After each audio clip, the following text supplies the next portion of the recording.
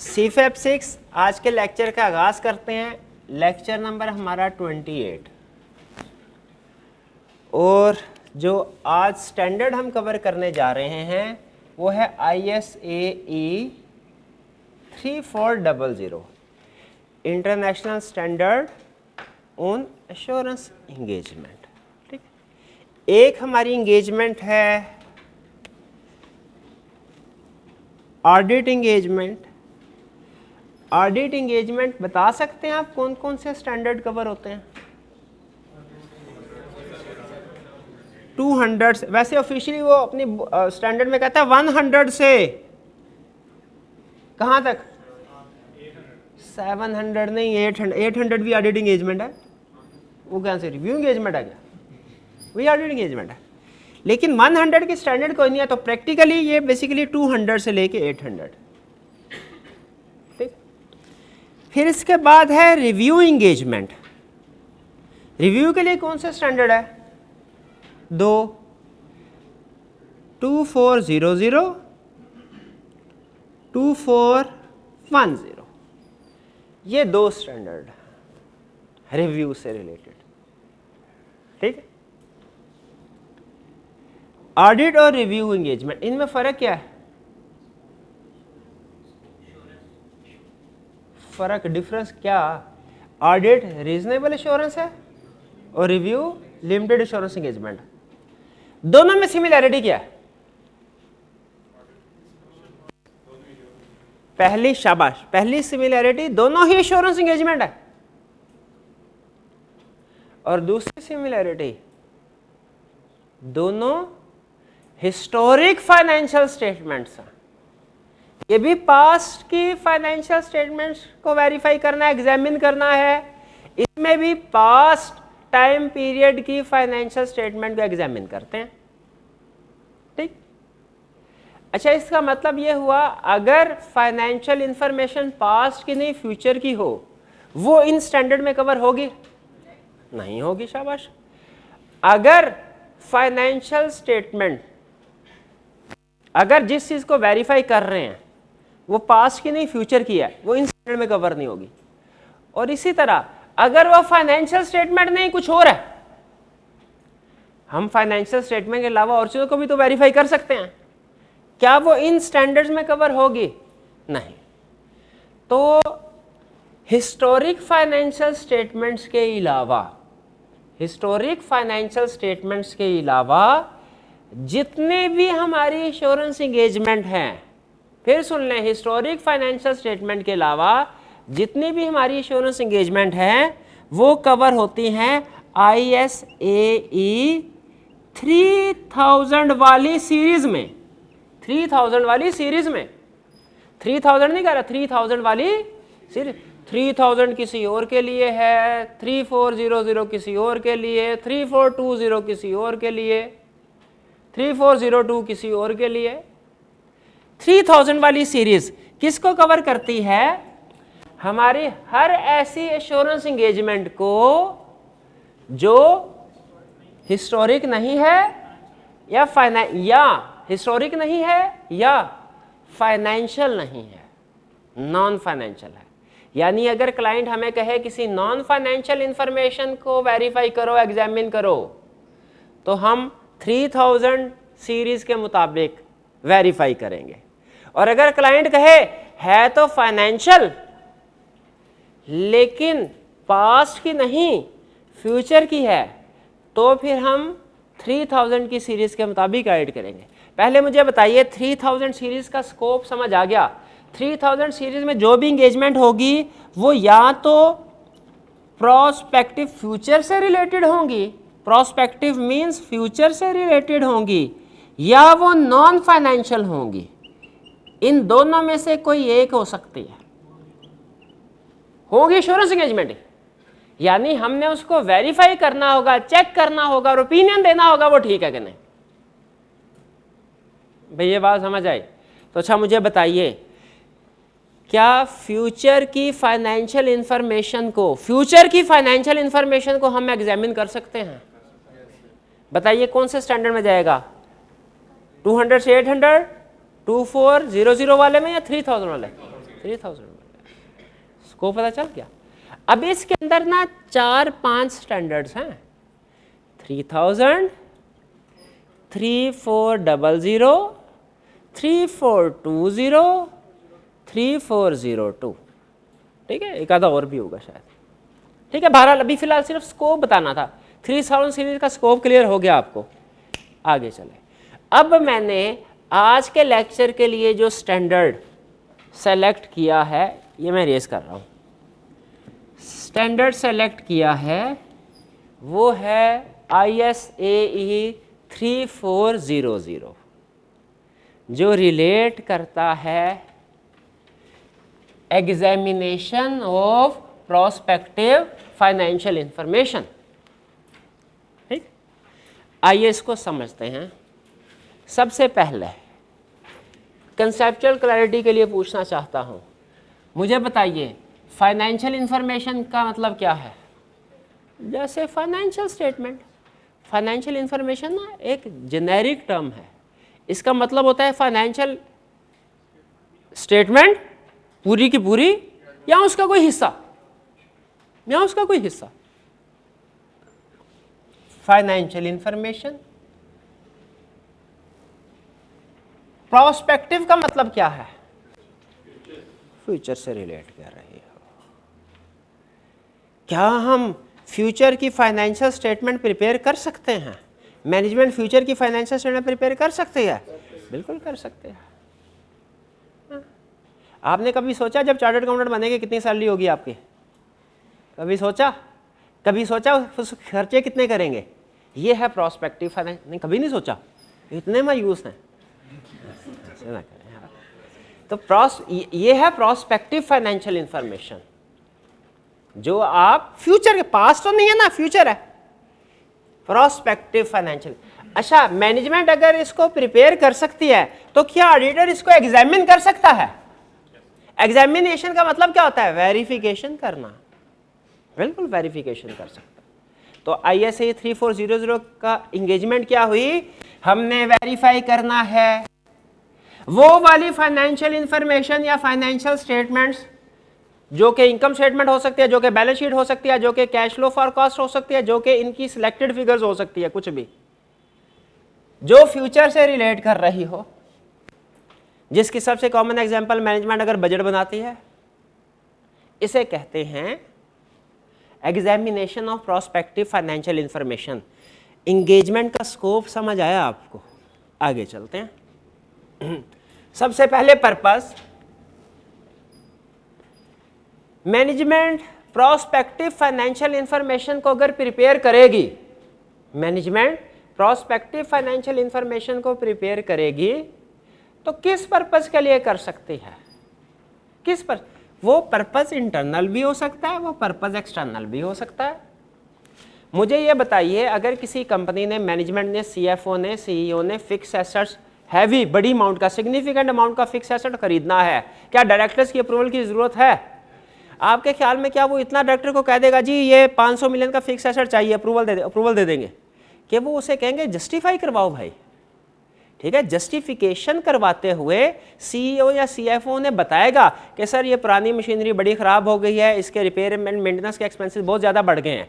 अगर हम नई मशीनरी खरीदेंगे ना तो ये देखें अगले आने वाले 5 सालों में जो ऑपरेटिंग एक्सपेंसेस हैं, इसके रिपेयर एंड मेंटेनेंस एक्सपेंसेस वो कम हो जाएंगे, और हमारे जो नंबर ऑफ यूनिट्स हैं वो देखें अगले 5 सालों में बढ़ जाएंगे। क्या वो ये कैलकुलेशन डायरेक्टर्स के सामने रखेगा उन्हें कन्विंस करने के लिए? ये किसकी एग्जांपल है? प्रोस्पेक्टिव फाइनेंशियल इंफॉर्मेशन की, जो किस लिए प्रिपेयर की गई है? इंटरनल पर्पस के लिए।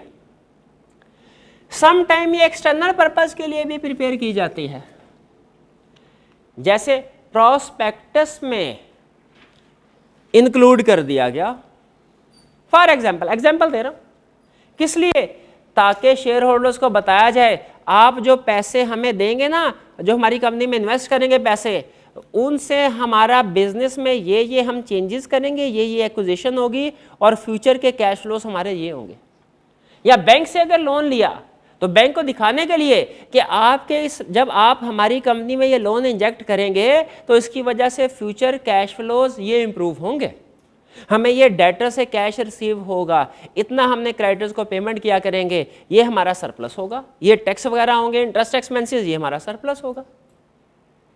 ठीक है, तो इन्वेस्टर्स को अट्रैक्ट करने के लिए, बताने के लिए कि आपके पैसे से क्या इस्तेमाल करेंगे और हमारी कंपनी के ऑपरेशंस पे क्या फर्क पड़ेगा, उसके लिए भी प्रोस्पेक्टिव फाइनेंशियल इंफॉर्मेशन बनाई जा सकती है।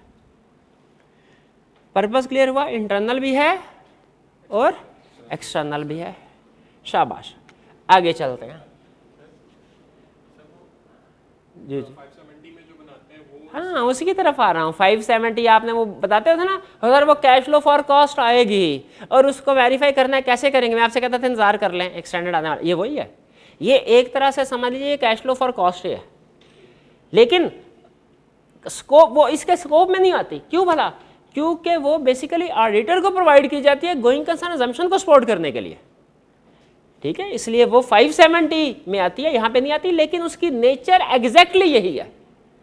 नेचर एग्जैक्टली यही है 570। करेक्ट। अच्छा, अब यूँ समझिए टाइप्स क्या है प्रोस्पेक्टिव। अच्छा, मैंने एक छोटी सी एग्जांपल इन भाई साहब ने पूछी कि क्या आपने कभी सोचा जब आप चार्टर्ड अकाउंटेंट बन जाएंगे आपकी सैलरी कितनी होगी, आप खर्चे क्या क्या करेंगे? तो आज से फ़र्ज़ कीजिए 4 साल के बाद, इन्होंने कहा 4 साल के बाद मैं चार्टर्ड अकाउंटेंट बन जाऊंगा, मेरी सैलरी ये, मेरे खर्चे ये जो इन्होंने स्टेटमेंट बनाई है प्रोस्पेक्टिव फाइनेंशियल इंफॉर्मेशन। लेकिन दुनिया की कोई प्रोस्पेक्टिव फाइनेंशियल इंफॉर्मेशन नहीं बन सकती जब तक के आप कोई अजम्पशन ना अप्लाई करें।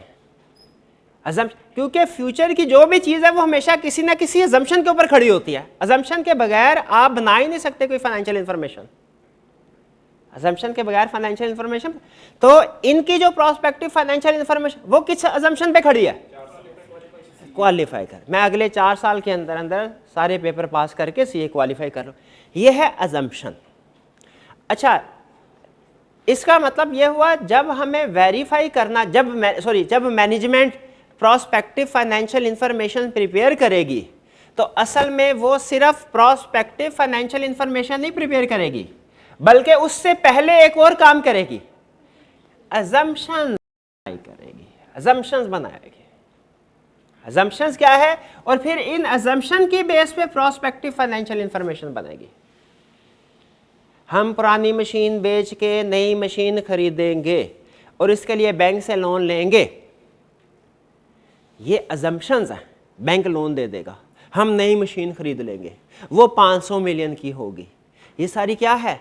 अजम्पशन। और इसकी बेस पे जो अगले 1 साल की इनकम स्टेटमेंट बैलेंस शीट बनेगी, जिसमें 100 मिलियन लेस हो जाएगा बैलेंस शीट के टोटल एसेट्स में से और 500 मिलियन ऐड होगा, और फिर डेप्रिसिएशन में फॉर एग्जांपल 40 मिलियन इंक्रीज आएगा, और क्या होगा? शाबाश, लोन की अमाउंट भी इंक्रीज होगी और इंटरेस्ट भी इंक्रीज होगा और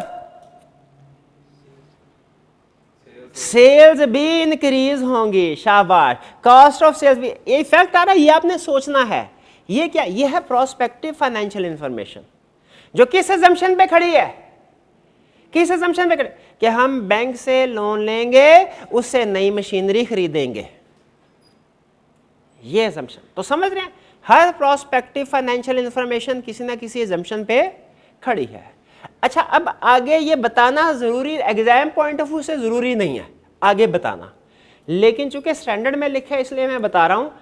आपने समझ आ जाए तो अच्छी बात, ना समझ आए तो टेंशन नहीं लेने।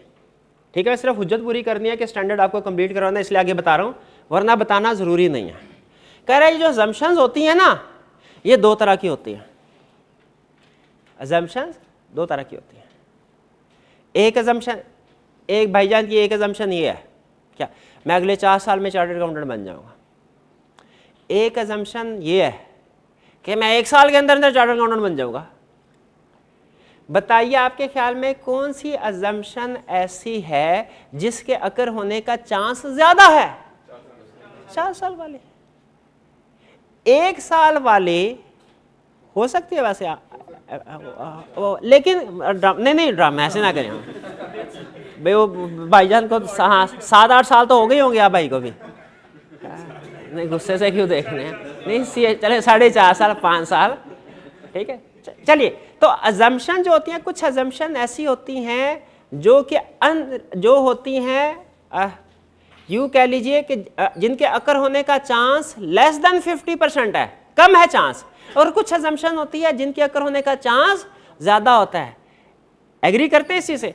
तो जिन अजम्पशंस के अकर होने का चांस ज़्यादा होता है, जो ज़्यादा यूँ कह लीजिए रियलिस्टिक होती हैं, अचीवेबल, उन्हें हम कहते हैं यह है बेस्ट एस्टीमेट। और जिनके अकर होने का चांस कम होता है उसे कहते हैं हाइपोथेटिकल अजम्पशंस, हाइपोथेटिकल अजम्पशंस, ठीक है। अच्छा, best estimates supported by evidence होते हैं, क्योंकि मैंने बताया इनके अकर होने का चांस ज्यादा है ना, तो इनकी सपोर्ट में कोई ना कोई एविडेंस होगा, ठीक है। जैसे फर्ज कीजिए एक स्टूडेंट ने कैफ क्वालिफाई कर लिया और वो ये कहता है कि मैंने 3 पेपर उठा के कैफ क्वालिफाई किया है और मैं आइंदा भी 2 पेपर उठा के सीफैप, या 3 पेपर उठा के सीफैप को भी क्वालिफाई कर लूँगा। मुझे ये बताइए, ये अजम्पशन बेस्ट एस्टीमेट है कि हाइपोथेटिकल है? यार बेस्ट मतलब पास में देखें, एविडेंस देखें ना, आप अपना ना अंदाजा लगाएं भाईजान, जो एग्जाम्पल दी है उसको सामने रख के बताएं। बेस्ट एस्टीमेट क्योंकि पास्ट में एविडेंस है, लेकिन अगर कोई स्टूडेंट एएफसी में एडमिशन ले और कहे मैं 5.5 साल में सीए क्वालिफाई कर लूँ, मिनिमम टाइम में सीए क्वालिफाई कर लूँगा, अब बताइए ये बेस्ट एस्टीमेट है कि हाइपोथेटिकल है? हाइपोथेटिकल। क्यों हाइपोथेटिकल? क्योंकि ये नॉट सपोर्टेड बाय एविडेंस है, पास में इसका कोई एविडेंस ही नहीं है, वो कर पाएगा कि नहीं कर पाएगा, इसका चांस कम है। दोनों में फर्क समझ आए? जो बेस्ट एस्टीमेट ऐसी प्रोस्पेक्टिव फाइनेंशियल इंफॉर्मेशन जो बेस्ट एस्टीमेट पे डिपेंड कर रही हो उसे कहते हैं फोरकास्ट, और ऐसी प्रोस्पेक्टिव फाइनेंशियल इंफॉर्मेशन जो हाइपोथेटिकल अजम्पशन पे बेस कर रही हो उसे कहते हैं प्रोजेक्शन, ठीक है। स्टैंडर्ड ये कहता है कि नॉर्मली ये जो होती है ये अचीवेबल होती है, ज़्यादा चांस होता है, और ये एक तो डिपेंड करता है सर्कमस्टांसिस पे, एक डिपेंड करता है टाइम पे भी, ठीक है।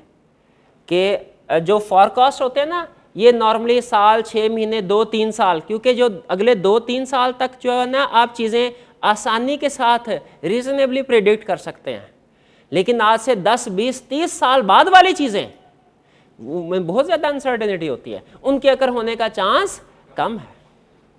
तो बहरहाल बेस्ट एस्टीमेट अजम्पशन में और हाइपोथेटिकल अजम्पशन में फ़र्क समझ आ गया आपको?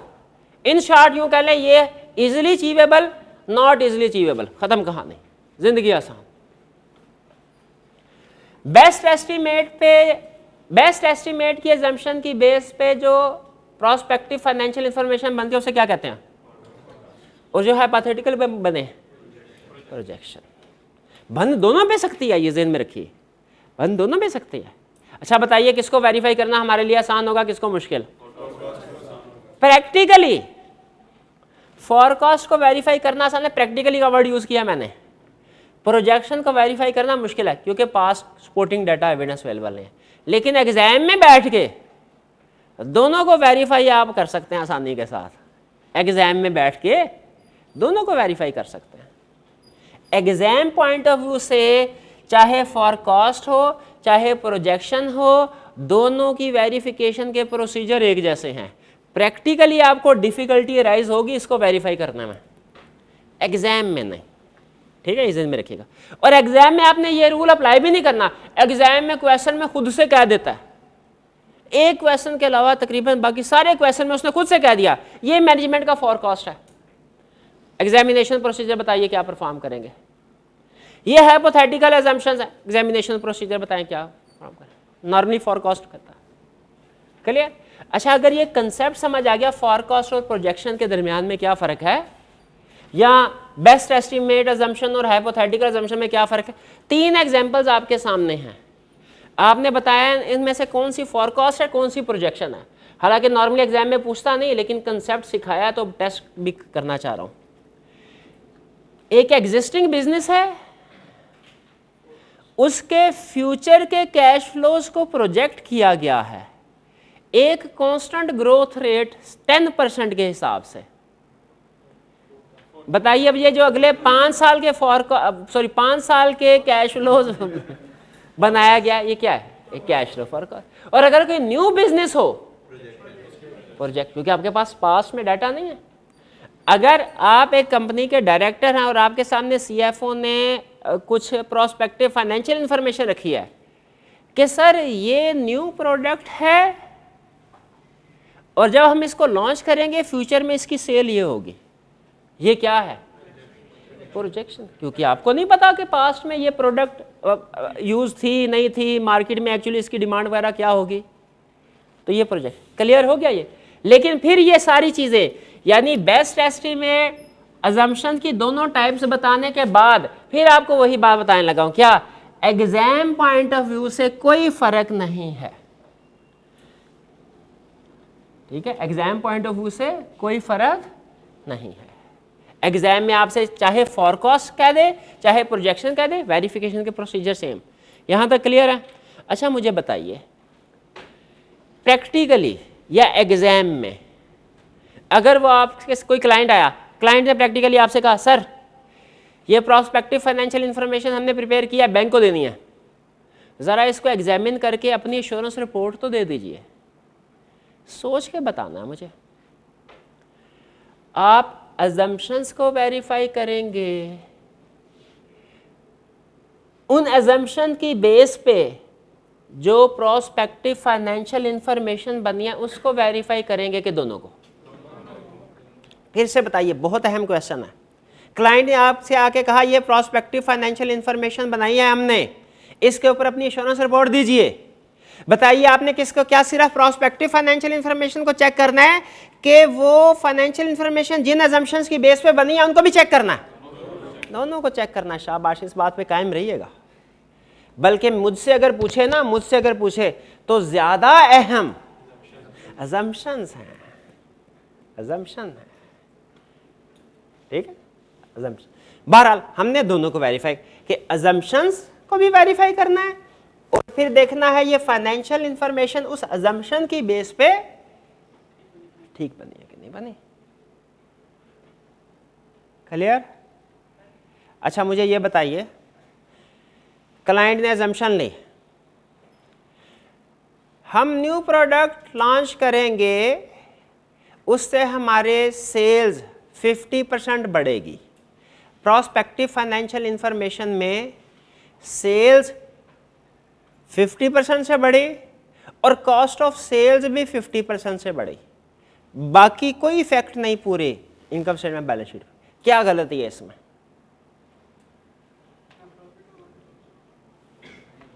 और क्या मतलब ना प्रॉफिट होगा? खुदा का खौफ करें। सेल्स 50% से बढ़े और कॉस्ट ऑफ सेल्स 50% से बढ़े तो ग्रॉस प्रॉफिट भी 50% से बढ़ेगा। जी बताइए, क्वेश्चन भूल तो नहीं गए मेरा? क्लाइंट ने कहा sir prospective financial information assumption simple, क्या हम न्यू प्रोडक्ट लॉन्च करेंगे और उससे हमारी सेल्स 50% बढ़ेगी और कॉस्ट ऑफ सेल्स भी 50% बढ़ेगी, और यही दो इवेंट है, ये दो एलिमेंट है, बाकी फाइनेंशियल एलिमेंट सेम है। बताइए फाइनेंशियल स्टेटमेंट में क्या गलती, प्रोस्पेक्टिव फाइनेंशियल इंफॉर्मेशन में क्या गलती है? बाकी चीजें भी उसके हिसाब से बढ़नी चाहिए। Explain with the help of example. कौन सी चीज? किसको? इन्फ्लेशन को साथ लेके चलेगा? नहीं, इन्फ्लेशन को उधर ही छोड़ देगा जी।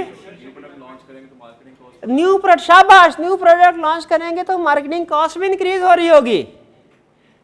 अच्छा ये ठीक, गलती ठीक कर दी आपने, उसने मार्केटिंग कॉस्ट भी इंक्रीज कर दी।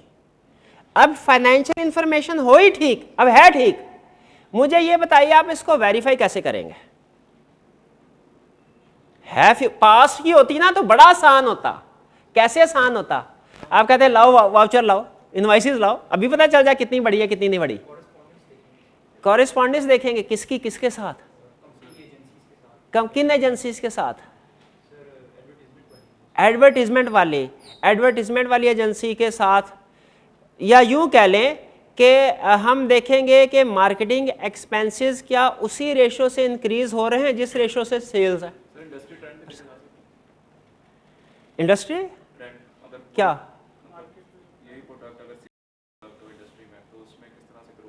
इसमें से किस तरह ग्रोथ आ रही है? नहीं, अगर पास्ट होता ना पास्ट, तो फिर ये देख लेते। फ्यूचर में हम कैसे देख सकते हैं कि इंडस्ट्री में इतनी ग्रोथ आ रही है कि नहीं आ रही?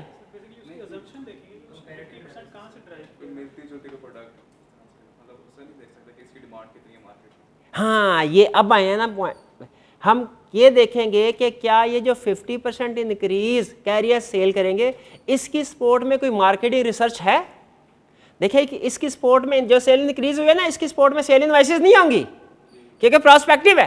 तो फिर क्या होगा? मार्केट रिसर्च जो क्लाइंट ने की होगी, और इसको मैन्युफैक्चर करने में जो कॉस्ट कंपोनेंट है उसका एनालिसिस करेंगे। इसको मैन्युफैक्चर करने में कौन कौन से इंग्रेडिएंट्स यूज होते हैं। और एक अहम चीज जो बताएगा कि इसमें एक और चीज किस चीज का हमने ध्यान रखना है, उसको आज 50 वाले note 100 suppliers and customer identify हुआ है कि नहीं? प्लांट एंड एक्सप्लेन करें जरा जी। हाँ, पहली चीज क्या एक्सपेंशन के लिए, सेल्स को बढ़ाने के लिए एग्जिस्टिंग प्लांट ही यूज होगा कि न्यू होगा, ये देखना है। अगर एग्जिस्टिंग प्लांट ही यूज होगा तो देखना है उसमें इतनी स्पेयर कैपेसिटी है कि नहीं, और अगर न्यू प्लांट यूज होगा तो ये देखना उसके लिए फाइनेंस अवेलेबल है कि नहीं, और वो प्लांट कब अवेलेबल होगा। ऐसा तो नहीं प्लांट जो है वो अक्टूबर के महीने में आएगा और सेल्स बढ़ा दी है अप्रैल के महीने में। शाबाश, भाई को दीजिए। ठीक है, ये मैं आपको बता रहा हूं कि किस तरीके से आपने अजम्पशंस को वेरीफाई करना है। और इसमें याद रखें, सारी एग्जाम में जो क्वेश्चन आता है ना, सारी की सारी गेम इसी के इर्द गिर्द है कि वो हमें कुछ लिस्ट ऑफ अजम्पशंस दे देगा, इसी तरह के एक दो, जैसे मैंने आपको एक दो एग्जांपल्स दिए हैं, और आपसे कहेगा बताओ इसके लिए एग्जामिनेशन प्रोसीजर बताओ। प्रोसीजर हमारे दो तरह के होंगे। एक प्रोसीजर होंगे जो उसने जनरल, या यूं कह ले एक प्रोसीजर होंगे कि आपने प्रोस्पेक्टिव फाइनेंशियल इंफॉर्मेशन को कैसे वेरीफाई करना है, और एक तरह के प्रोसीजर होंगे कि आपने अजम्पशंस को कैसे वेरीफाई करना है। प्रोस्पेक्टिव फाइनेंशियल इंफॉर्मेशन को कैसे वेरीफाई करना है, ये जनरल प्रोसीजर होंगे कि देखो अजम्पशन के मुताबिक ही प्रोस्पेक्टिव फाइनेंशियल इंफॉर्मेशन एडजस्ट की गई है कि नहीं, अजम्पशंस को प्रोस्पेक्टिव फाइनेंशियल इंफॉर्मेशन के अंदर प्रॉपरली डिस्क्लोज किया गया है कि नहीं, प्रेजेंटेशन ठीक है कि नहीं। अगर किसी एजम्पशन का इफेक्ट एक से ज्यादा जगह पे आ रहा है तो सारी जगहों पे इफेक्ट ले लिया कि नहीं। अब जैसे सेल्स ग्रोथ है, इसका इफेक्ट किस किस जगह पे आ रहा है, मार्केटिंग पे आपने बताया, फिक्स एसेट्स पे आपने बताया, और टैक्स पे ये मैं बता देता, टैक्स पे भी तो आएगा ना। ठीक है, तो हमने ये देखना है अजम्पशंस का किसी एक अजम्पशन का जिस जगह पे इफेक्ट आ रहा हो वो सारी जगहों पे आ गया कि नहीं आ गया। और एक जगह पे कहता है, बड़ी अच्छी बात करता है, बताऊंगा मैं, एक्सप्लेन आप करेंगे। वो कहता है कि आपने देखना है कि अजम्पशंस इंटरनली कंसिस्टेंट है कि नहीं है, अजम्पशंस इंटरनली कंसिस्टेंट है कि नहीं है। यानी इंटरेस्ट रेट आपको पता है फाइनेंशियल स्टेटमेंट में एक से ज्यादा एरियाज को अफेक्ट कर सकता है।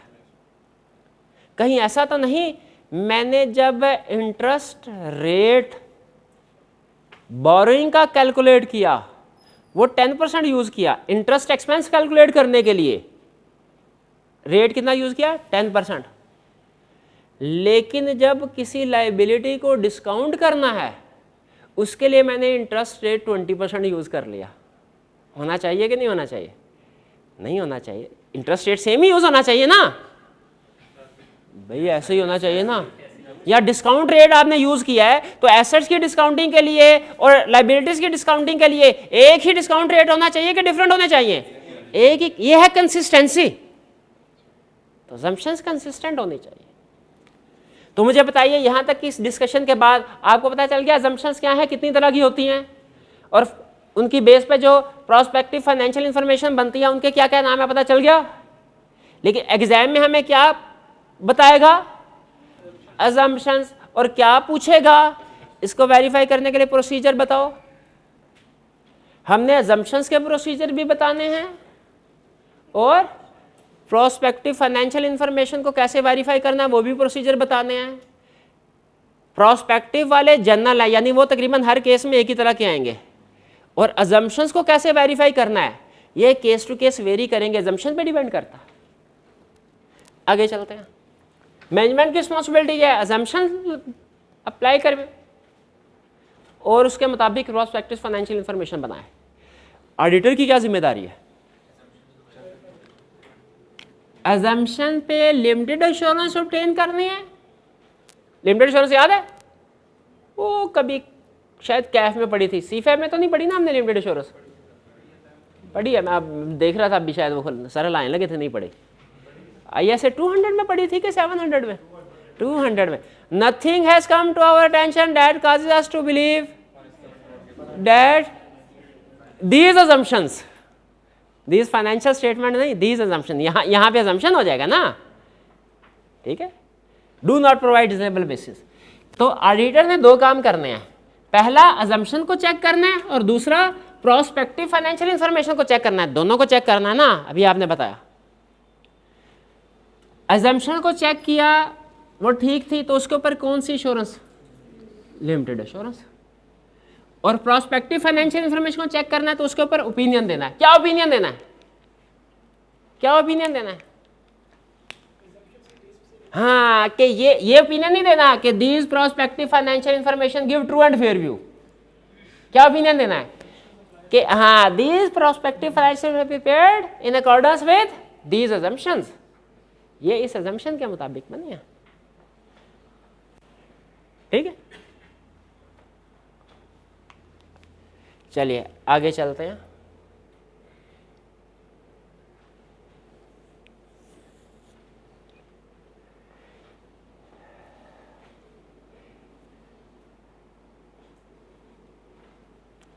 एक कंसेप्ट है अनरियलिस्टिक वाला, वो मैं अभी नहीं बता रहा, वो आप नेक्स्ट जब क्वेश्चन पूछेंगे ना इसको पढ़ के फिर बताऊंगा, क्योंकि चलते चलते मैं नहीं चाहता कि कंसेप्ट आपका रुक जाए एक जगह पे। ये बात समझ आ गई। मैनेजमेंट की जिम्मेदारी दो चीज़ें, assumption, prospective financial information. Auditor की जिम्मेदारी दो चीज़ें, अजम्पशन, प्रोस्पेक्टिव फाइनेंशियल इंफॉर्मेशन।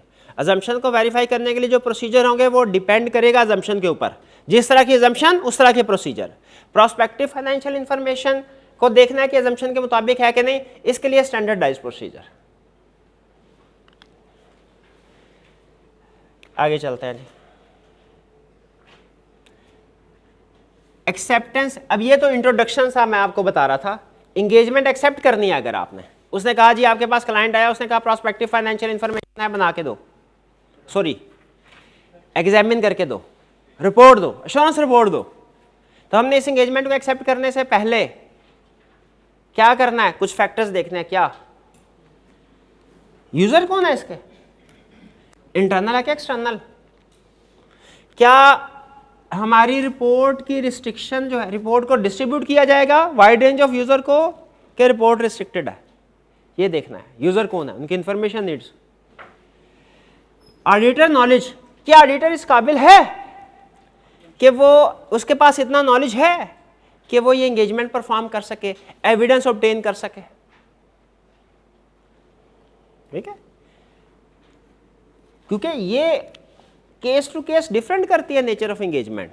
जो मैं एग्जांपल्स आपके साथ शेयर कर रहा हूं, जो एग्जाम में आएंगी वो तो इजी होंगी कि न्यू प्रोडक्ट लॉन्च कर रहे हैं, new factory, new company by कर रहे हैं वगैरह वगैरह। प्रैक्टिस में सिचुएशन कम्प्लेक्स भी हो सकते हैं, हाँ जी। तो इसीलिए वो कह रहा है कि ऑडिटर के पास इतना नॉलेज है कि वो गिवन एंगेजमेंट को सामने रखते हुए, नेचर ऑफ एंगेजमेंट को, उसके पास सफिशिएंट नॉलेज हो उसको वेरीफाई करने के लिए। फिर नेचर ऑफ अजम्पशन क्या है, बेस्ट एस्टिमेट है कि हाइपोथेटिकल है, कौन सी हम एग्जामिन कर सकते हैं, कौन सी अजम्पशन एग्जामिन नहीं कर सकते। फोरकास्ट कर सकते हैं, प्रोजेक्शन भी कर सकते, दोनों कर सकते हैं, लेकिन प्रोजेक्शन थोड़ी सी डिफिकल्ट होगी। अच्छा, एक और भी होती है assumption जिसे कहते हैं अनरियलिस्टिक, वो कंसेप्ट बता देता हूँ। अनरियलिस्टिक का मतलब क्या है? मैं एक AFC का स्टूडेंट कहने लगा मैं 1 साल के अंदर अंदर चार्टर्ड अकाउंटेंट बन जाऊंगा और 2 लाख रुपए कमाऊंगा पर मंथ। अब ये भी एक assumption है उसकी, लेकिन ये assumption क्या है बताइए? क्या बेस्ट एस्टिमेट है? क्या हाइपोथेटिकल है? इसको जो नामुमकिन हो ना, नामुमकिन, उसे कहते हैं अनरियलिस्टिक assumption। वो कहते हैं ऐसे लोगों से दूर रहें। अगर नेचर ऑफ assumption अनरियलिस्टिक है, ऐसी एंगेजमेंट हमने एक्सेप्ट ही नहीं करनी। पीरियड कवर्ड, अच्छा ये जो प्रोस्पेक्टिव फाइनेंशियल इंफॉर्मेशन होती है ना, ये नॉर्मली 1 साल की नहीं होती। मैंने आपको स्टार्ट में एग्जांपल दी थी बजट की, बजट 1 साल का होता है, लेकिन असल में जो एग्जांपल्स होती है, जैसे कोई अगर मशीनरी बाय की है, आपने वो कैपिटल इन्वेस्टमेंट डिसीजन सीखे हैं कॉस्ट काउंटिंग में या BFD में, कैपिटल इन्वेस्ट, उसमें हम जब बाय का डिसीजन करते हैं तो उसके अगले कई सालों की 3, 4, 5 सालों के जो कैश फ्लो फॉर कॉस्ट होते हैं उनको हम डिस्काउंट करते हैं और फिर डिसीजन करते हैं, वो नेट प्रेजेंट वैल्यू कैलकुलेट। तो पीरियड कवर्ड कितना आना चाहिए? रीजनेबल। जो भी आपकी प्रोस्पेक्टिव फाइनेंशियल इंफॉर्मेशन है उसमें जो फॉर कॉस्ट बने हों वो कितने पीरियड के लिए होने चाहिए? रीजनेबल। क्या है ये? केस टू केस वेरी करता है। नॉर्मली 4, 5, 7 साल, अगर 30 साल, 40 साल, 50 साल की कैश फ्लो फॉर कॉस्ट बनी हो तो वो अनरियलिस्टिक हो जाएंगी, और अनरियलिस्टिक assumption वाली एंगेजमेंट हम नहीं करेंगे। क्लियर हो गया एक्सेप्टेंस प्रोसीजर? अब आते हैं कहाँ? अब ये एग्जाम का क्वेश्चन, एग्जाम यहां से उठेगा एग्जाम का क्वेश्चन कि आपके सामने क्लाइंट ने कुछ assumptions रख दी, उन assumption की बेस पे प्रोस्पेक्टिव फाइनेंशियल इंफॉर्मेशन बनी है, कहेगा एग्जामिन करो, बताओ कैसे वेरीफाई करोगे कि ये assumptions ठीक हैं, ये प्रोस्पेक्टिव फाइनेंशियल इंफॉर्मेशन ठीक है। ठीक है, अब आपके टोटल सॉल्यूशन में ये सारे प्रोसीजर आएंगे। इसमें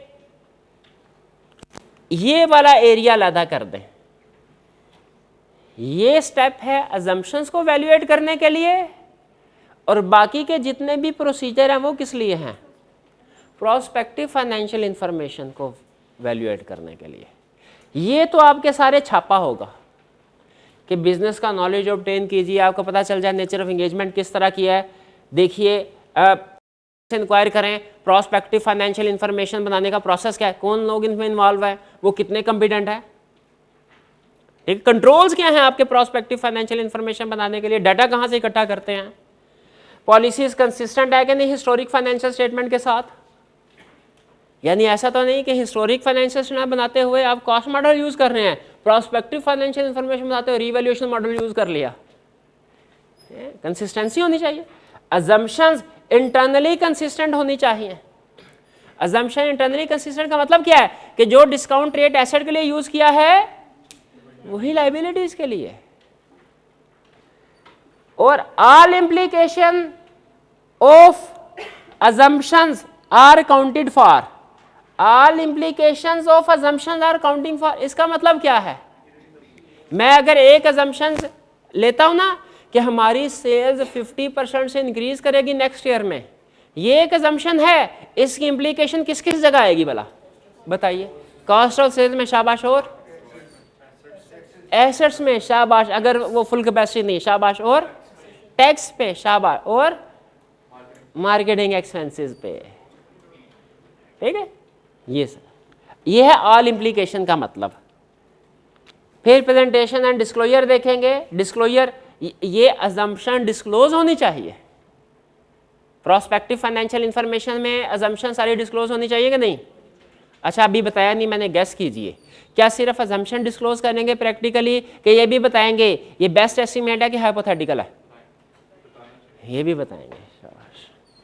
मैनेजमेंट रिप्रेजेंटेशन, आपको पता है फ्यूचर से रिलेटेड कोई भी चीज़ हो जो मैनेजमेंट की इंटेंशन पे, प्लान ऑफ एक्शन पे डिपेंड करे, उस पर रिप्रेजेंटेशन लेते हैं। 570 में भी सीखा था। तो ये तो सारी की सारी इंगेजमेंट ही मैनेजमेंट के फ्यूचर प्लान ऑफ एक्शन में, तो इसमें रिप्रेजेंटेशन लेंगे। फिर कह रहा है प्रोसीजर कितने परफॉर्म करना है डिपेंड करता है ऑडिटर के नॉलेज पे, मैनेजमेंट की कंपिटेंस पे और जजमेंट्स कितनी इन्वॉल्व है अजम्पशंस में। बहरहाल फिर वापस आइए, ये सारे एग्जामिनेशन प्रोसीजर जो हमने कब परफॉर्म करने हैं, प्रोस्पेक्टिव फाइनेंशियल इंफॉर्मेशन को वेरीफाई एग्जामिन करने के लिए। इसमें बताइए जनरल प्रोसीजर और स्पेसिफिक प्रोसीजर दोनों है, ठीक है। स्पेसिफिक प्रोसीजर में किसको कह रहा हूं, इसको स्पेसिफिक क्यों कह रहा हूं, क्योंकि एग्जाम में उसने अजम्पशंस हमें दी होंगी। अजम्पशन नंबर 1 ये है, 2 ये है, 3 ये है। आपने 2 काम करने हैं। पहला काम एक एक अजम्पशन को पकड़ के बताना है हम इसको कैसे वेरीफाई करेंगे, और दूसरा काम जनरल प्रोसीजर, शाबाश, बताएंगे। जनरल प्रोसीजर ये याद कर लेंगे ना, चलिए ठीक है। अच्छा मुझे बताइए, एक क्वेश्चन आया, उसमें मैंने जो अजम्पशंस लिखी हुई थी उसको वेरीफाई करने के प्रोसीजर भी बताए और जनरल प्रोसीजर भी बताए। फिर एक और क्वेश्चन आया, उसमें मैंने सिर्फ अजम्पशन, उसमें भी अजम्पशन थी उसी तरह, उसमें मैंने सिर्फ अजम्पशंस को कैसे वेरीफाई करना है इसके प्रोसीजर बताए, जनरल नहीं बताए। क्यों नहीं, रिक्वायरमेंट में सिर्फ इतना था, एग्जामिनेशन प्रोसीजर डिस्क्राइब कीजिए। दोनों में रिक्वायरमेंट सेम है, एग्जामिनेशन प्रोसीजर, इंफॉर्मेशन भी सेम है, रिक्वायरमेंट भी सेम है। मार्क्स, शाबाश, जिसमें मार्क्स ज्यादा थे उसमें मैंने दोनों चीजें बताई, जिनमें मार्क्स कम थे उसमें मैंने ज्यादा अहम वाली चीज बता दी। अगर दिल करे आपका तो बाकी भी बता सकते हैं उसमें, लेकिन अगर मार्क्स कम है, टाइम कम है, तो हमने ज्यादा अहम वाली चीज बतानी। वो क्या है, ये क्लियर हो गया। अब क्वेश्चन की प्रेजेंटेशन के हवाले से एक चीज मुझे ये बताइए, 4 अजम्पशन उसने बताई क्वेश्चन में, प्रोस्पेक्टिव फाइनेंशियल इंफॉर्मेशन क्वेश्चन कितनी अजम्पशन बताई, 4, 1 2 3 4। उसको एग्जामिन करने के लिए हर अजम्पशन को एग्जामिन करने के लिए जो प्रोसीजर है वो बताने हैं कि 3 के लिए बता दूं, 1 छोड़ दूं, चारों के लिए। हाँ, जैसे रिस्क असेसमेंट का क्वेश्चन था, भाई 4 रिस्क हैं, हर रिस्क को एड्रेस करने के लिए प्रोसीजर बताओ। अच्छा मुझे ये बताइए, यहां पे अब मेरा क्वेश्चन करने का तरीका और आईकैब के क्वेश्चन सोल्यूशन बनाने का तरीका मुख्तलिफ है। मैं ये नहीं बताऊंगा कौन सा तरीका किसका है, दोनों मेथड आपके सामने रखूंगा, आप बताइएगा कौन सा तरीका बेहतर है। पहला तरीका, जितनी भी अजम्पशंस थी क्वेश्चन में, मैंने सोल्यूशन में 1 2 3 4 5 6 7 8 9 10 11 12 एग्जामिनेशन प्रोसीजर लिखे कि इन अजम्पशन को मैं कैसे वेरीफाई करूंगा, 1 से लेके 12 तक। एक प्रेजेंटेशन है। दूसरी प्रेजेंटेशन मैंने पहले हेडिंग दी, पहली अजम्पशन ये है, फिर उसके आगे 3 या 4 उस अजम्पशन के एग्जामिनेशन प्रोसीजर लिखे, फिर दूसरी अजम्पशन की हेडिंग दी और दूसरी अजम्पशन के जो एग्जामिनेशन प्रोसीजर थे वो लिखे, फिर तीसरी अजम्पशन लिखी और उसके एग्जामिनेशन प्रोसीजर लिखे। बताइए पहले वाला तरीका 1 से लेके 12 तक ये आप फॉलो करेंगे कि हर अजम्पशन के अलग-अलग प्रोसीजर लिखेंगे। सेकंड वाला आईकैब के सजेस्टेड सॉल्यूशन हैं, दोनों ठीक, आईकैब के सजेस्टेड सॉल्यूशन में पहले वाला फॉलो किया गया है। वो जब आपको एग्जामिनेशन प्रोसीजर देता है ना, तो ये नहीं बताता किस अजम्पशन का कौन सा प्रोसीजर है, हालांकि अगर ये बता दिया करे ना, बहुत बहुत बहुत आसान और कंसेप्चुअल हो जाए सोल्यूशन। अच्छा गलत फिर भी नहीं है, क्यों नहीं है, प्रोसीजर तो वही है ना, गलत, लेकिन एक तरतीब से अगर वो कर दे क्लासिफाई करके, तो जैसे रिस्क असेसमेंट के क्वेश्चन करता है उसमें प्रेजेंटेशन की बहुत अच्छी है, हर रिस्क के कहता है ये रिस्क है उसके ये प्रोसीजर, ये रिस्क है उसके ये प्रोसीजर, लेकिन यहाँ पे ये अजम्पशन उसके ये प्रोसीजर, ये अजम्पशन ऐसे फॉलो नहीं करता। कर ले तो मेरा ख्याल है बेहतर है। भाई ये बात समझ आ गई, ठीक है, आगे चलते हैं। एग्जामिनेशन प्रोसीजर आपने परफॉर्म कर लिए, अब क्या करना है, रिपोर्ट देनी है, रिपोर्ट देनी है। टाइटल आएगा, एड्रेस ही आएगा, इंटरनल या एक्सटर्नल जो भी है। मैनेजमेंट रिस्पॉन्सिबिलिटीज आएंगे, क्या है मैनेजमेंट रिस्पॉन्सिबिलिटीज? अजम्पशंस और प्रोस्पेक्टिव फाइनेंशियल इंफॉर्मेशन बताना। पता नहीं क्यों लेकिन वो ऑडिटर रिस्पॉन्सिबिलिटीज उसने नहीं लिखी हुई थी स्टैंडर्ड में, हमने भी उसको फॉलो किया, हमने कहा नहीं तो ना सही। पर्पस एंड रिस्ट्रिक्शन, ये क्या है? रिपोर्ट का पर्पस क्या है? डिस्ट्रीब्यूशन तो रिस्ट्रिक्ट नहीं की गई। फिर उसके बाद सबसे अहम ये तीन सबसे अहम रिपोर्ट के ये 3 पार्ट है। पहला पार्ट क्या है? लिमिटेड, किस पे? असम्पशन। और आपको पता है लिमिटेड एश्योरेंस की वर्डिंग क्या होती है? नथिंग एज कम, भूल गए होंगे, कोई बात नहीं, एंड पे वो फॉर्मेट है, उसको फॉलो कर सकते हैं। फिर ओपिनियन देना है, ओपिनियन किस पे देना है? Prospective financial information. ये दोनों शुरू में जब मैं पहली दफा पढ़ा ना स्टैंडर्ड, मैंने कहा ये 2 दफा ओपिनियन क्यों दे रहा है? एक दफा ऊपर ओपिनियन दे दिया नेगेटिव, दूसरी दफा नीचे पॉजिटिव कि ये प्रोस्पेक्टिव फाइनेंशियल इंफॉर्मेशन अजम्पशंस के मुताबिक है। फिर थोड़ा सा मैंने सोचा, मैंने कहा उसे दोनों चीजें बतानी चाहिए थी कि अजम्पशंस ठीक हैं और प्रोस्पेक्टिव फाइनेंशियल इंफॉर्मेशन अजम्पशन के मुताबिक बन दिया। जी इसकी प्लेसमेंट हाँ ऐसे ही आती है, प्रैक्टिस है, पहले अजम्पशन के ऊपर लिमिटेड एश्योरेंस, फिर आप ये चाह रहे हो ओपिनियन पहले आ जाए और लिमिटेड एश्योरेंस बाद में आए।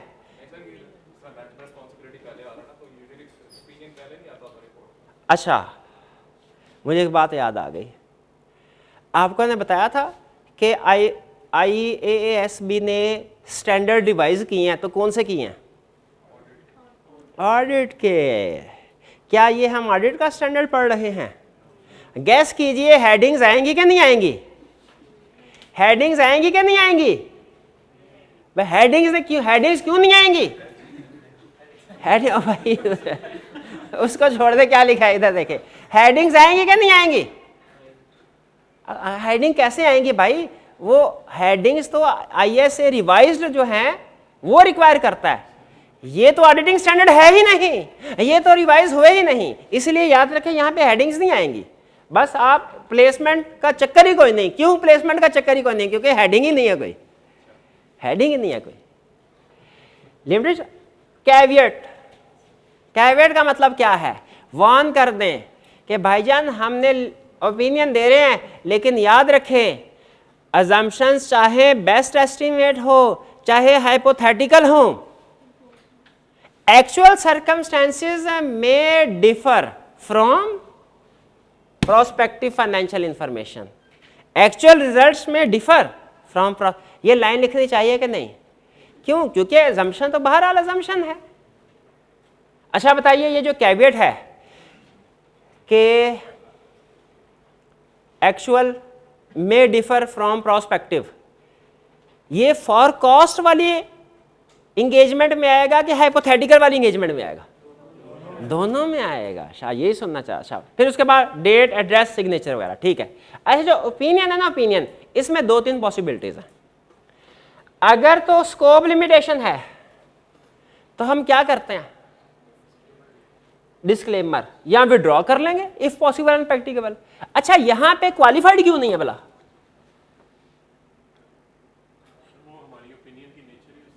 ना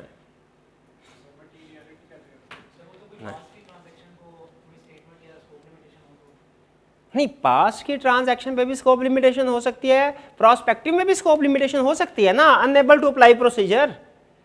तो पास्ट में तो हम कहते हैं इफ मटेरियल ये तो इफ परवेसिव ये, यहां पे डायरेक्ट परवेसिव कर रहा है, डायरेक्ट डिस्क्लेमर दो।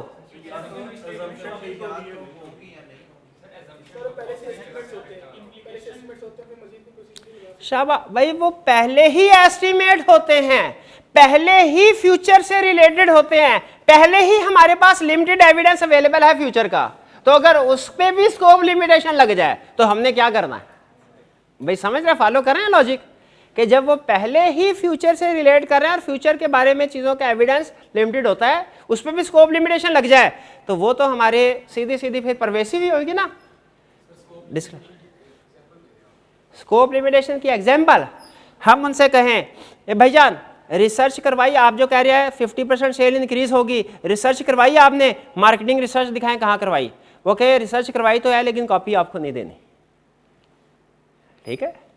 तो ये क्या हुआ, यहाँ कहे रिसर्च करवाई नहीं है, वैसे ही हमारा अंदाजा है, तो इसका मतलब है अगर रिसर्च करवाई होती ना तो वो भी हमें कोई रीजनेबल एश्योरेंस ना प्रोवाइड कर रहा होता, क्योंकि फ्यूचर के बारे में कस्टमर का माइंड कभी भी चेंज हो सकता है, लाजमी तो नहीं कि उतनी ही सेल होगी, लेकिन करवाई तो लिमिटेड, और करवाई ही नहीं, भाई वो वीक एविडेंस था, अब तो वो भी नहीं मिल रहा, जो ऑलरेडी वीक एविडेंस था फ्यूचर की वजह से अब तो वो भी नहीं मिल रहा, डिस्क्लेमर।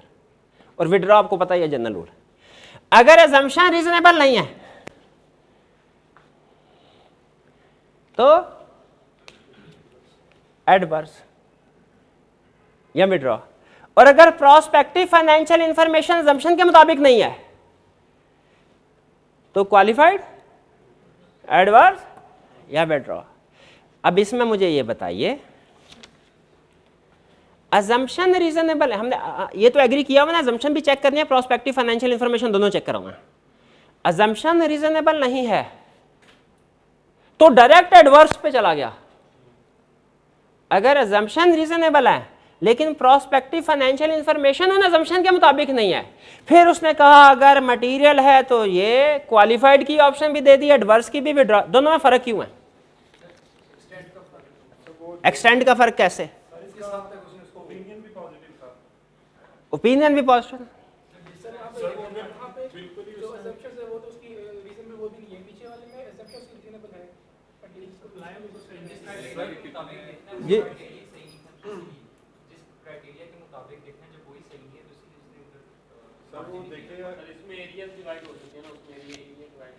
इन्होंने भी तकरीबन ठीक बताया, उन्होंने भी तकरीबन ठीक दूसरे अल्फाज के साथ, इन भाई को इन भाई। और भाईजान अगर अजम्पशंस ठीक नहीं है ना तो फिर अजम्पशन भी गलत, प्रोस्पेक्टिव फाइनेंशियल इंफॉर्मेशन भी गलत।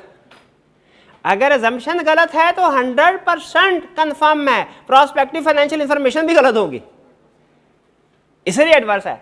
लेकिन अगर अजम्पशंस ठीक हैं, प्रोस्पेक्टिव फाइनेंशियल इंफॉर्मेशन अजम्पशन के मुताबिक नहीं है, तो इसका मतलब अब गलती दो जगह पे नहीं है, एक जगह पे है। तो उसने कहा उसका इफेक्ट देख लो, अगर मल्टीपल जगह पे गलती हो वो तो परवेसिव ही होनी चाहिए ना, अगर सिंगल जगह पे है वो मे भी मटेरियल में भी पड़ा हुआ ना कंसेप्ट, तो उसी तरह का कंसेप्ट क्लियर हो गया ये। चलिए ये था हमारा ISAE 3400 जिसमें हमने पर्पस सीखा, इंटरनल भी हो सकता है एक्सटर्नल भी हो सकता है। हमने सीखा कि प्रोस्पेक्टिव फाइनेंशियल इंफॉर्मेशन बनाने के लिए हमें अजम्पशन लेना पड़ती है, पहले अजम्पशन लेते हैं फिर उसके बाद प्रोस्पेक्टिव फाइनेंशियल इंफॉर्मेशन बनाते हैं। और अजम्पशन की दो टाइप्स हमने पढ़ी, जो बेस्ट एस्टीमेट अजम्पशन होती है उसकी बेस पे जो बनता है उसे क्या कहते हैं? फोरकास्ट। और जो हाइपोथेटिकल की बेस पे प्रोस्पेक्टिव फाइनेंशियल इंफॉर्मेशन बनती है उसे क्या कहते हैं? प्रोजेक्शन। लेकिन एग्जाम में हमसे क्या पूछता है? वो ये फर्क नहीं पूछेगा, वो कहेगा भाई ये अजम्पशन है बताओ कैसे वेरीफाई करोगे। तो हमें पता होना चाहिए कि किस अजम्पशन को हमने कैसे वेरीफाई करना है। क्लियर? अच्छा, अजम्पशन को वेरीफाई करने के लिए जो प्रोसीजर है वो डिपेंड करता है अजम्पशन के ऊपर, और जो प्रोस्पेक्टिव फाइनेंशियल इंफॉर्मेशन को वेरीफाई करने के प्रोसीजर है वो स्टैंडर्ड लिस्ट है, वो आपको बता दी। जनरल एग्जाम में कभी तो दोनों लिखने होते हैं, कभी सिर्फ अजम्पशन वाला लिखना होता है, और फिर रिपोर्टिंग इम्प्लीकेशन बता दी। सबसे अहम 3400 में सबसे अहम कंसेप्ट कौन सा है? Examination procedure. तो कोई भी अब अजम्पशन आपके सामने आ जाए, एक आधी एग्जाम्पल मैंने आपके साथ शेयर की थी, आप उसको वैल्यूएट करने के लिए, वेरीफाई करने के लिए प्रोसीजर बता सकते हैं? चले बता। अच्छा, ये एक छोटी सी एग्जाम्पल आपके सामने है, ठीक है। फर्ज कीजिए कि आप अपनी जिंदगी का सबसे बड़ा फैसला करने जा रहे हैं। जैसे इन्वेस्टर होता है ना, इन्वेस्टर उसने जब कंपनी में इन्वेस्ट करना होता है ना तो वो उसकी सारी जिंदगी की जमा पूंजी होती है, और कंपनी उससे इन्वेस्टमेंट हासिल करने के चक्कर में उसको बड़े अच्छी किस्म की प्रोस्पेक्टिव फाइनेंशियल इंफॉर्मेशन दिखाते, देखो फ्यूचर में ये होगा, ये होगा, बस पैसे दे दो। उसी तरह फर्ज कीजिए भाईजान जो है उन्होंने CA की कुछ अटेम्प्ट्स दिए, फिर वो कोई शॉर्टकट ढूंढने लगे, तो उनके एक क्लाइंट के सेठ साहब थे। सेठ साहब ने भाई से कहा कि मेरी एक बेटी है जो जायदाद की इकलौती वारिस है और शादी के बाद सब कुछ तुम्हारा। अच्छा, ये सेठ साहब शादी अपनी बेटी के साथ उसकी बात कर रहे हैं, अपने साथ नहीं कर रहे, ठीक है, क्लियर, सब कुछ। अच्छा मुझे बताइए, आप उनकी इस भाई प्रोस्पेक्टिव फाइनेंशियल इंफॉर्मेशन नजर आना शुरू हुई, शादी सब कुछ, सारी जायदाद हैं, सारे प्लॉट, सारे प्रॉपर्टी, होटल, बैंक बैलेंस, बंगले, गाड़ियां, सब कुछ। बताइए फौरन इन्वेस्टमेंट कर दें कि पहले एग्जामिनेशन करें? एग्जामिनेशन करें। आज से पहले आपने सिर्फ फाइनेंशियल स्टेटमेंट की एग्जामिनेशन करते रहे हैं, आज मुझे बताइए इस स्टेटमेंट की एग्जामिनेशन कर सकते हैं कि नहीं, जिससे हम ये भी सीखेंगे कि एग्जामिनेशन प्रोसीजर क्या होते हैं और ये भी सीख लेंगे कि हम सिर्फ फाइनेंशियल स्टेटमेंट के एक्सपर्ट नहीं है, हम कोई भी सब्जेक्ट मैटर हमारे सामने आ जाए हम उसकी एग्जामिनेशन कर सकते हैं। अब बताइए सबसे पहले क्या एग्जामिन करेंगे इसमें? हाँ, जाहिद अच्छा अब सही, मैं एक्सपेक्ट नहीं करा था इतनी जल्दी इतने पॉइंट बता देंगे, सारे पॉइंट ठीक। भाई सबसे पहले देख लें वो सेठ साहब है भी कि नहीं, कहीं ऐसा तो नहीं उन्हें अपना बचपन का प्यार का नाम सेठ साहब सेठ रखा हो। सारे मुझे सेठ साहब लाते थे इसलिए मैं सेठ साहब। हाँ भाई चल देखते हैं, सारी चीजें देखते हैं एग्जामिनेशन पर। अब तो भाग भाग के प्रोसीजर पे फॉर्म कर रहे हैं, फॉर्म में क्या होता है आपको? पहले सेठ साहब। अच्छा कैसे पता चलेगा सेठ साहब? ये तो आपने बता दिया ना कि देखेंगे सेठ साहब है भी कि नहीं। एग्जाम में ये नहीं बताना होता, स्पेसिफिक प्रोसीजर बताना होता है। कैसे देखेंगे सेठ साहब है कि नहीं या उनकी जायदाद है कि नहीं, एक ही बात है। इनकम टैक्स रिटर्न देखेंगे, शाबाश, जिसमें उसने बताया कि मैं तो फकीर हुसैन हूं और क्या देखेंगे, ये ठीक है, इनकम टैक्स रिटर्न और बैंक बैलेंस, शाबाश, प्रॉपर्टी के डॉक्यूमेंट्स हैं, गाड़ी, घर भी जाके विजिट कर लेंगे, घर भी जाके विजिट कर लेंगे, हाँ, बैंक स्टेटमेंट। क्लियर हो गया? ये एग्जामिनेशन, ये एक अजम्पशन के एग्जामिनेशन प्रोसीजर हैं। ये हो गया सेठ साहब हैं जी, वैलिड हो गया जी, बाकी सेठ साहब हैं। अब क्या देखना है? हाँ बेटी के इकलौती, अच्छा क्या क्या देखना है? हाँ, कि वाकई वो सेठ साहब की बेटी है कि नहीं। ठीक है, ठीक है, सेठ साहब की बेटी। CNIC देखेंगे, CNIC से ये तो पता चल गया सेठ साहब की बेटी है, लेकिन ये भी तो हो सकता है उसके 5 भाइयों, इकलौती बेटी है कि नहीं, इकलौती वारिस है कि नहीं, ये कैसे पता चलेगा? नादरा के रिकॉर्ड से, वो फैमिली ट्री, शाबाश। ये एग्जामिनेशन प्रोसीजर, ये एग्जामिनेशन प्रोसीजर, ठीक है। अच्छा शादी के बाद, अबे शादी होगी भी कि नहीं, एग्जामिनेशन प्रोसीजर। हाँ क्या प्रोसीजर परफॉर्म करेंगे? हाँ बेटी से भी पूछेंगे, शाबाश, कि भाई मेरी शक्ल ऐसी है, ऐसी ही रहनी है बता दे, ठीक। शादी भाई उसकी रजामंदी, अप्रूवल। प्रोसीजर क्या परफॉर्म करेंगे? एग्जाम में देखे, आपकी आदत है जनरल प्रोसीजर बता के ये देखेंगे। कमेंट्स में कहता है मुझे ये ना बताओ क्या, ये बताओ कैसे देखेंगे, ये बताओ कैसे देखें अप्रूवल। तो ये बताइए अप्रूवल क्या, फोन करके, व्हाट्सएप, फेसबुक, अच्छा सब कुछ तुम्हारा। अब ये सेठ साहब ने तो कह दिया कि सब कुछ हमारा है, सारे पैसे, क्या हमें बेटी से भी पूछ लेना चाहिए कि ये बाद में सब कुछ हमें मिलेगा भी कि नहीं मिलेगा? भाई तुम्हारी भी मर्जी है कि नहीं है, भी देखना चाहिए कि नहीं देखना, ये चीज़ है। ये सिर्फ एक छोटी सी एग्जाम्पल थी बताने के लिए कि एग्जाम में कोई भी, और अच्छा आपको ये तो है यूं ही हंसी मजाक वाली एग्जाम्पल बनाई हुई है, लेकिन एग्जाम में इसी तरह की तो नहीं, लेकिन स्टेटमेंट्स आती हैं, मिलती इसी स्टाइल की स्टेटमेंट्स आती हैं जिनमें आपको कहता है बताओ एग्जामिनेशन प्रोसीजर परफॉर्म करो, और आपने उसके मुताबिक प्रोसीजर परफॉर्म करने होते हैं। और सिर्फ ये नहीं बताना होता इसको वेरीफाई करो, इसको वेरीफाई करो, इसको वेरीफाई करो, बल्कि क्या बताना होता है, कैसे वेरीफाई करेंगे ये भी बताना होता है। तो क्लियर हुए जी बात? अच्छा अब ऐसा करते हैं हम कि ISA 3400 के कुछ पास्ट पेपर्स के क्वेश्चन प्रैक्टिस कर लेते हैं। आपके क्वेश्चन आपके साथ शेयर किए हुए ना? हाँ जी, चलिए 2 मिनट की ब्रेक करते हैं, इसके बाद पास्ट पेपर के क्वेश्चन की तरफ चलते हैं।